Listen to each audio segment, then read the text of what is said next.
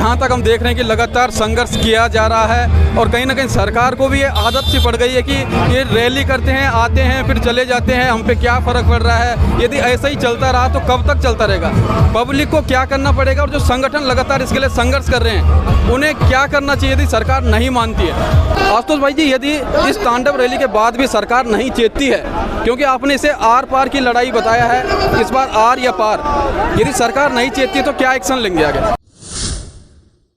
तो दोस्तों, अभी हमारे साथ उत्तराखंड बेरोजगार संघ के अध्यक्ष बॉबी पंवार जी भी हैं और लगातार बॉबी पंवार उत्तराखंड के मूलभूत अधिकारों के लिए, मूलभूत मांगों के लिए आवाज़ उठाते हुए आए हैं। बॉबी पंवार भाई जी से हम सबसे पहले पूछना चाहेंगे कि स्वाभिमान महारैली लगातार हो रही है और जारी है, यानी प्रगति पर है। अभी 10 तारीख को हरिद्वार में भी होने वाली, उस बीच में तांडव रैली हो गई, किस तरह से आप देखते हैं? देखिए, इस उत्तराखंड में मूल निवास भू कानून की मांगों को लेकर तमाम व्यक्तियों द्वारा, संगठनों द्वारा आह्वान किया गया है और आज अगर किसी राजनीतिक दल के द्वारा आह्वान किया गया है तो ये प्रदेश के लिए शुभ संकेत है, क्योंकि मैं ये कहना चाहता हूँ कि ये मूल निवास भू कानून तो इस अस्तित्व और अस्मिता की इस प्रदेश की लड़ाई है। इस लड़ाई में निश्चित तौर पर हम लोगों को मिलकर प्रयास करने पड़ेंगे।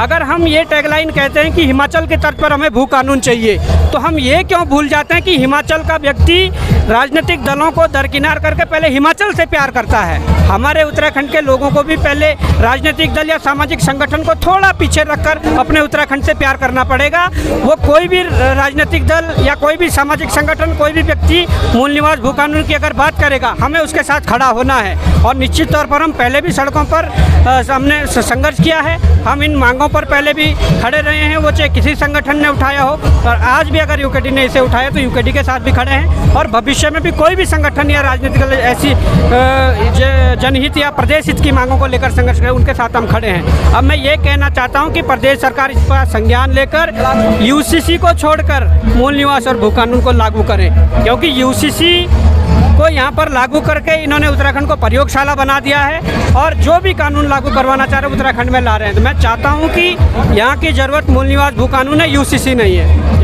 बिल्कुल, और जहां तक हम देख रहे हैं कि लगातार संघर्ष किया जा रहा है और कहीं ना कहीं सरकार को भी ये आदत सी पड़ गई है कि ये रैली करते हैं, आते हैं, फिर चले जाते हैं, हम पे क्या फ़र्क पड़ रहा है। यदि ऐसा ही चलता रहा तो कब तक चलता रहेगा?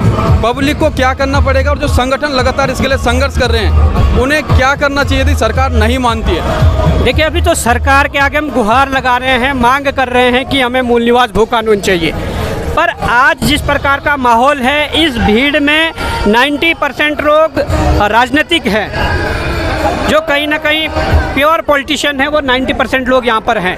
10% हो सकता है कि कोई लोग अपनी भावनाओं को देखते हुए समर्थन में आया, परंतु 90% लोग राजनीतिक है। और मैं चाहता हूँ कि अगर सरकारें नहीं मानती है तो ये प्रदेश जिस प्रकार से राजनीतिक संकट से जूझ रहा है, उस राजनीतिक संकट को उभारने के लिए यहाँ के नौजवानों को, यहाँ के मातृशक्ति को, यहाँ के आंदोलनकारियों को फैसला लेना पड़ेगा और वो फैसला राजनीतिक रूप में लेना पड़ेगा कि अगर हमारी सरकारें इन मांगों को नहीं मानती है तो कौन ऐसी सरकार होगी, कौन ऐसा व्यक्ति होगा जो यहाँ पर आकर, जो सरकार बनाकर यहाँ कहीं ना कहीं मूल निवास भू कानून जैसी तमाम कई ऐसी मांगे जो प्रदेश हित की है, उन मांगों को लागू करेंगे। ये नीतिगत फैसले हैं और नीतिगत फैसले तभी हो पाएंगे जब आप सत्ता में होंगे या विपक्ष में होंगे। तो मैं निश्चित तौर पर ये कहना चाहता हूँ कि ये लड़ाई शुरुआत हो चुकी है, ऐसे कई निरंतर प्रयास जब होंगे तब जाकर एक माहौल बनेगा और जब माहौल बन जाएगा तो निश्चित तौर पर भविष्य में फैसले लिए जाएंगे। वो फैसले मिलजुल कर युवा लेंगे, मातृशक्ति लेंगी या यहाँ के आंदोलनकारी लेंगे, तमाम ऐसे लोग लेंगे जो प्रदेश के लिए चिंतित है, जो चिंता करते हैं। बिल्कुल, आपने राजनीतिक लोगों का जिक्र किया है। 90% यहाँ पे राजनीतिक लोग आप बता रहे हैं कि जिनकी उपस्थिति है, और कहीं ना कहीं आपने भी टिहरी लोकसभा क्षेत्र से, टिहरी लोकसभा संसदीय सीट से चुनाव लड़ा था और अपने भाषणों में लगातार हम आपको कवर कर रहे थे।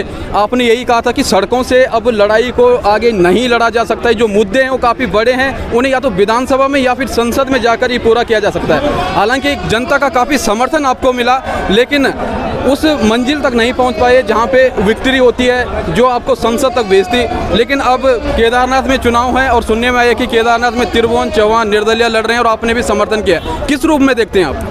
देखिए, निश्चित तौर पर केदारनाथ उपचुनाव में जिस प्रकार से भाई त्रिभुवन चौहान जी ने नामांकन के लिए फॉर्म लिया है और दावेदारी की है, हमारे तमाम संगठनों ने, चाहे वो बेरोजगार संघ हो, चाहे और भी संगठन, उन लोगों ने समर्थन इस अपेक्षा को देखते हुए किया है और इस आधार पर किया है कि त्रिभुवन भाई भी एक संघर्षशील व्यक्ति है। उन्होंने सड़क पर रहते हुए तमाम मीडिया के माध्यम से, अपने सोशल मीडिया के माध्यम से तमाम मुद्दों को उजागर किया, तमाम मुद्दे उठाए हैं। तो हमें ऐसे व्यक्ति जो प्रदेश हित के लिए चिंता करते हो, प्रदेश हित के लिए जो लड़ते हो, वो पत्रकार हो, वो आंदोलनकारी हो, जो युवा हो, मातृशक्ति हो या कोई भी हो, जो प्रदेश के लिए चिंता करता है, जो प्रदेश के लिए संघर्ष करता है, ऐसा कोई भी व्यक्ति अगर राजनीतिक रास्ते पर चले, अगर राजनीतिक विकल्प की ओर चले, तो निश्चित तौर पर उन लोगों को हमारा समर्थन रहता है। और अभी हाल ही में केदारनाथ उपचुनाव में भाई त्रिभुवन चौहान जी को समर्थन, और कुछ दिनों में हम केदारनाथ में जाएंगे और वहाँ कुछ दिन वहीं पर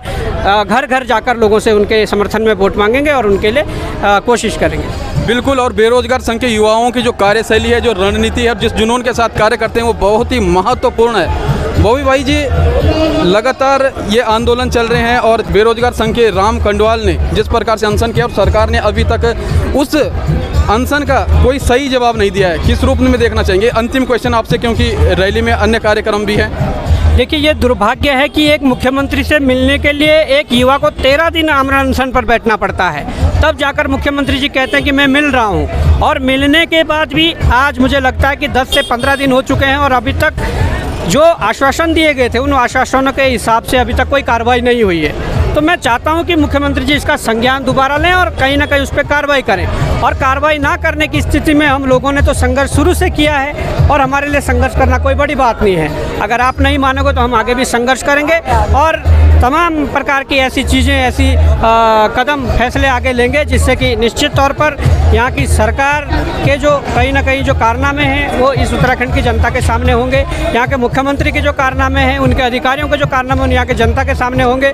क्योंकि अगर आपने कोई बात कही है तो उसको स्वीकार करो, उस पर फैसला लो। बिल्कुल, संघर्ष का दूसरा नाम बॉबी पंवार है, जुनून का दूसरा नाम बॉबी पंवार है और उत्तराखंड के शुभचिंतक है। वो कहीं ना कहीं बॉबी पंवार को अपना भावी नेतृत्व बॉबी पंवार के हाथों में देखना चाहते हैं। 2027 के लिए भी निश्चित तौर पर युवाओं की तैयारी चल रही होगी।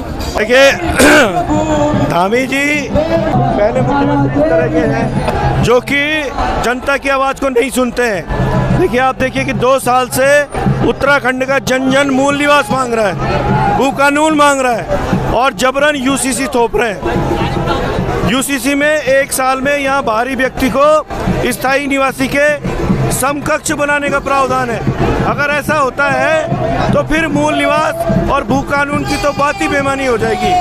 तो इसलिए आज जो है उत्तराखंड का जो मूल निवासी है वो इस बात को समझ चुका है और आंदोलित है। और हम लोग जो उत्तराखंड क्रांति दल के लोग हैं, हमारे शहीदों ने इस प्रदेश का निर्माण करवाया है और हमारी जिम्मेदारी है कि इस प्रदेश को उनके सपनों के अनुरूप बनाना है। और वो तभी बन पाएगा जब इस प्रदेश में मूल निवासी का हित सुरक्षित होगा। वो सुरक्षित होगा मूल निवास और सशक्त भू कानून से। तो उसके लिए लड़ाई है और ये केवल यूकेडी की लड़ाई नहीं है, ये मूल निवासी की लड़ाई है। और आज सारे मूल निवासी एकजुट होकर उत्क्रांत के झंडे तले, जो आंदोलनकारियों का झंडा है, उसके नीचे आज तांडव रैली कर रहे हैं। बिल्कुल, यूकेडी की रैली नहीं है बल्कि यूकेडी के नेतृत्व में तमाम उन उत्तराखंडियों की रैली है जो लगातार अपने मूल अधिकारों को प्राप्त करना चाहते हैं। आशुतोष भाई जी, किस प्रकार से आपने तमाम तैयारियां की और किस तरह का संघर्ष का सामना भी आपको करना पड़ा है? देखिए, हम लोग जो है लगातार सोशल मीडिया के माध्यम से और बाद में जो है मोहल्लों में जाके हमने भोंपू लगा के प्रचार भी किया। इसके अलावा जो हमारे कार्यकर्ता हैं जगह जगह, केवल उत्तराखंड क्रांति दल के लोग ही नहीं, अन्य क्षेत्रीय पार्टियों के लोग, राज्य आंदोलनकारी, सभी लोग और कई लोग भाजपा और कांग्रेस के जो कि बेसिकली मूल निवासी हैं, उनकी मजबूरी है कि उनको उस झंडे के नीचे काम करना पड़ रहा है। लेकिन वो भी जानते हैं कि मूल निवास और भू कानून कितना जरूरी है। तो इसके लिए सारा जो मूल निवासी समाज एकजुट है और ये स्पष्ट संदेश धामी सरकार को है कि आपको मूल निवास, जो पहाड़ियों का मूल निवासियों का अधिकार है, उसे वापस करना ही होगा। एक सशक्त भू कानून इस प्रदेश में लागू करना ही करना होगा। साथ ही साथ जो यूसीसी के प्रावधान जो मूल निवासियों के खिलाफ है, हमारी संस्कृति के खिलाफ है, जिसमें कहा जा रहा है कि लिव इन रिलेशन को मान्यता दे रहे हैं। लिव इन रिलेशन से पैदा होने वाले बच्चों को यहाँ का स्थायी निवासी बनाया जाएगा, उसके खिलाफ भी ये तांडव है। और ये तांडव आज के लिए नहीं है, जितना देर धामी सरकार लगाएगी ये तांडव बढ़ता जाएगा और लगातार इसमें जो आक्रोश है उसमें आप बढ़ोतरी देखेंगे। बिल्कुल बढ़ोतरी देखने को मिलेगी। आशुतोष नेगी वो शख्सियत हैं जो न सिर्फ तांडव रैली के लिए प्रयास कर रहे थे, उत्तराखंड क्रांति दल के केंद्रीय संगठन मंत्री हैं, मीडिया प्रभारी हैं, प्रवक्ता हैं। और अंकिता भंडारी हत्याकांड के बाद जिस प्रकार से एक गरीब परिवार के लिए, उत्तराखंड की बेटी के लिए लगातार इन्होंने प्रयास किया है, वो सराहनीय है। सर, आप आगे बढ़ रहे थे और पुलिस ने बैरिकेड लगा दिया है, हर बार हर रैली में देखने को मिलता है। देखिए, पुलिस यहाँ पे बैरिकेडिंग हमेशा लगाती है और आगे जाने नहीं देती। और बड़े दुख की बात है कि मुख्यमंत्री एक मूल निवासी होते हुए एक ऐसी पार्टी जो शहीदों की पार्टी है, उनका ज्ञापन लेते हैं, स्वयं नहीं आते हैं। अगर वो स्वयं नहीं आ सकते तो अपने किसी कैबिनेट मंत्री को भेज दें, किसी सचिव को भेज दें। तो आप समझ सकते हैं कि कितना हिटलरशाही इस प्रदेश में चल रही है कि एक ऐसा दल जो मूल निवासियों के उनके हकों के लिए आज से नहीं, जब से ये राज्य बना है उससे पहले से 1979 से संघर्ष कर रहा है, उन लोगों का भी ज्ञापन लेने के लिए, उनकी मांगें सुनने के लिए कोई व्यक्ति यहाँ पे आने को तैयार नहीं है। बिल्कुल, आशुतोष भाई न सिर्फ यूकेडी के केंद्रीय संगठन मंत्री हैं, बल्कि संपादक हैं, जागो उत्तराखंड के प्रखर वक्ता हैं और लगातार उत्तराखंड की आवाज़ को बुलंद करते हुए हैं। आशुतोष भाई जी, यदि इस तांडव रैली के बाद भी सरकार नहीं चेतती है, क्योंकि आपने इसे आर पार की लड़ाई बताया है, इस बार आर या पार, यदि सरकार नहीं चेतती है तो क्या एक्शन लेंगे आगे? देखिए, लोकतांत्रिक तरीके से विरोध प्रदर्शन जो केवल अभी देहरादून में हुआ है, उसके बाद ये सभी बड़े शहरों में होगा, हल्द्वानी में हो सकता है और जितने पहाड़ के बड़े शहर हैं वहाँ होगा। इस लड़ाई को हम अपने कार्यकर्ताओं के माध्यम से गांव-गांव तक पहुंचाने की कोशिश करेंगे। गांव-गांव में अपने लोगों तक बताने की कोशिश करला कि मूल निवास हम तक किले छेड़ू च।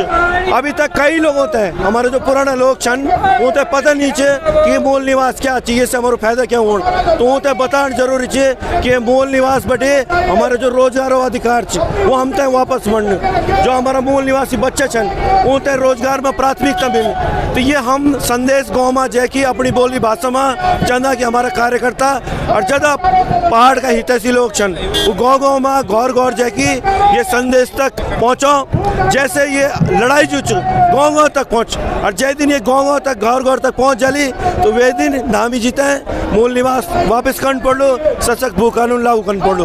बिल्कुल। और आशुतोष भाई जी, आप गढ़वाल सीट भी प्रत्याशी थे यूकेडी का, और कहीं ना कहीं आपको एक प्रयास है संसद तक पहुंचने को और उत्तराखंड की आवाज़ से बुलंद करने को।